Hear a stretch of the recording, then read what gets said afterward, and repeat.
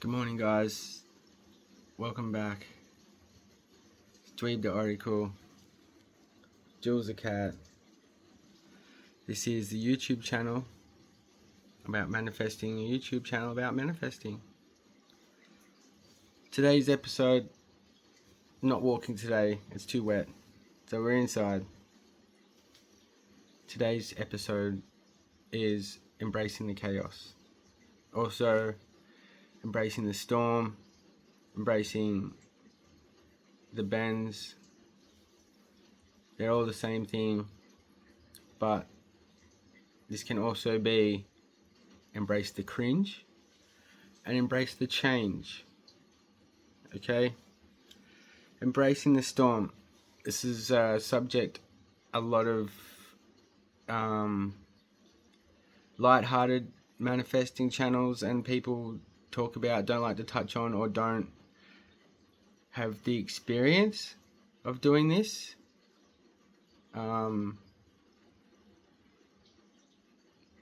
Manifestation looks fun and happy, like your ideal spiritual awakening or whatever, but it's not. But it breaks you down to build you back up again, and that's what you want. It's easier to break all the old patterns at once and start all over again, and just the first time, 2 times, 3 times, you won't even notice until hindsight, and you just go, oh, that was for me, that was the lesson right there. And that's okay, and that'll keep happening, and then it'll get to the point where you will feel it coming, you'll see it coming, because you know that you're doing the right things, and then you'll start feeling the tension, you'll start getting the negative thoughts, you'll start even getting the phone calls, messages from people from the past. Hey, come and do this, come and do that, come lower your vibration, come and forget about life, come and get distracted, this and that. Dungeon programming tunnels, I'll touch on that in later videos. But they're everywhere. And they're meant to be.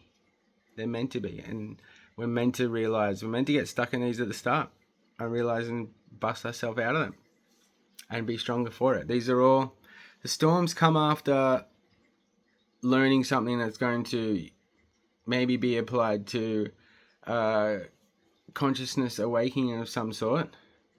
And before you even realize there was a lesson to be learned in something, or you have learned a lesson or a technique, you'll just be thrown into a storm straight away. And it's sink or swim, really. Like sink or swim with your new technique. That you apply your new technique and you swim.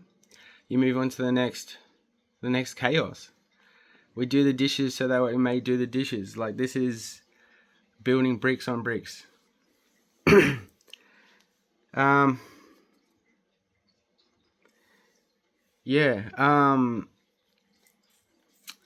Embracing the cringe and the change as well. You have to, there'll be times where you have to embrace being seen. If you have trouble or feel pain, discomfort, or anything about being seen, putting yourself out there, that can be a storm in itself. That can be a recurring storm. And same with change. All change at the start is hard. All change is taking you from the small you, or the little you, the child you, into a bigger you, a lighter, brighter you, higher consciousness, etc. So, sorry about that. It was pouring here and my roof started leaking. But back to it, it becomes a game. Like I was saying yesterday, GTA 6, all of this is a game. It can be a prison planet harvesting your loosh if you want it to be. I've never subscribe to any of that, because I don't feel we come from anything that's malevolent. It's all loving, and all free will. So we have the choice. We have the choice to treat it like a video game if you want.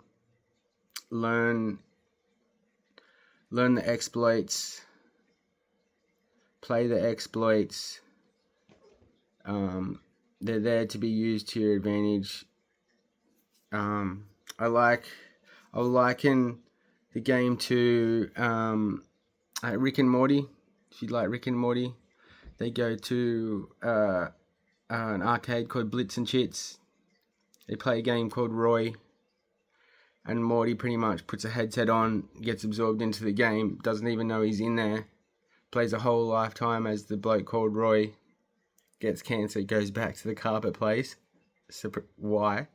But yeah, it's the same sort of thing. Like, you can even comparing it to the South Park episode,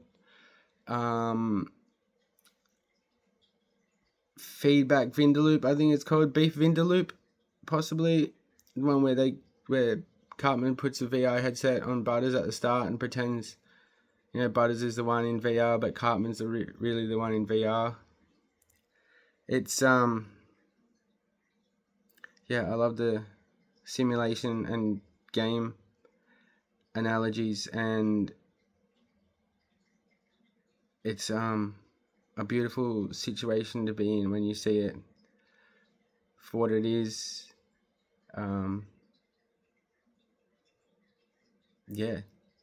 It's a great place to be. Great place to be. Embrace the storm, embrace the chaos, embrace the bends, embrace the cringe, and embrace the change. You'll be torn between two people. It's not comfortable. I'll admit, that's where the storms are. But trust me, you'll much rather turn into the new person than go back to be the person you never wanted to be in the first place. The person you were was the person who's made up of the consciousness that had the negative thoughts, that wouldn't embrace the storm, that would get enveloped in the storm. And your consciousness would create that reality. Energetic history is your physical reality.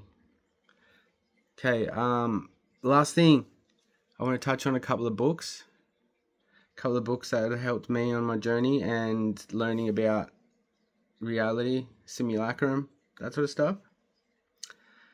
First one, this is pinnacle for energetic evolution, your emotional quotient, your EQ. It's amazing book. I'm on my second time through. I've bought multiple copies. I gift it to people. It's the ultimate seed to have for people to just be there waiting for them and waiting for their journey, waiting for that seed to sprout after the winter, after the cold, after that terrible season. The book will be calling to them. Trust me. Letting Go, David R Hawkins, must read. I'm currently Map of Consciousness, explains letting go a bit more in depth, the levels of consciousness, etc. How to get in them, how to get out of them. Great stuff. And last book, Awaken, The Immortal Within, Jason Breshears, Archaix channel, YouTube. This is not his usual subject matter, but great person, great channel. Devoted his life to the data and can show and explain amazing things about reality. It'll change your idea on reality. Realize realize. Till tomorrow. Bye bye.